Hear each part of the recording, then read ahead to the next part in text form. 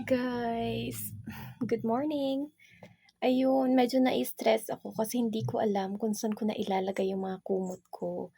Ang dami ko ng mga kumot, guys. And wala na akong mapaglagyan kasi maliit lang naman yung space natin. How? Paano na to? Ay,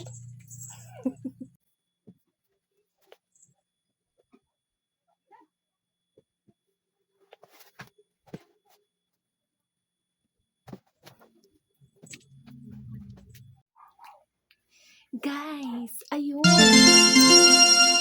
Yun lang pala ang solusyon sa aking problema. Buti na lang naalala ko na meron akong storage sofa na pwedeng upuan, pwedeng lagyan ng mga gamit. Ayan guys, samahan niyo akong ilagay yung mga kumot. Ayan siya guys. Oh, ang dami na sa ating storage sofa. Let's go, arat na.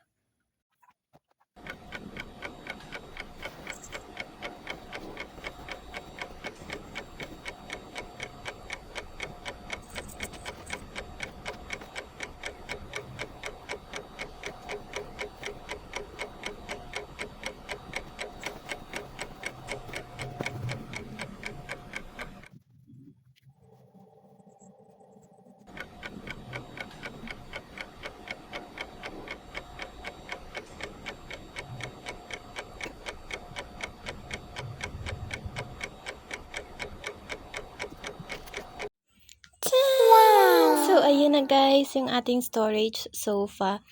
Punong-puno na siya ng blanket. Actually, hindi pa masyadong puno. Kasi meron pa akong hindi pa natuto yung blanket. So, i-cover na natin siya. Ayun. Tan! Yay! Siyempre, pwede... Ayun na guys. Siyempre, pwede mo na ulit siyang upuan.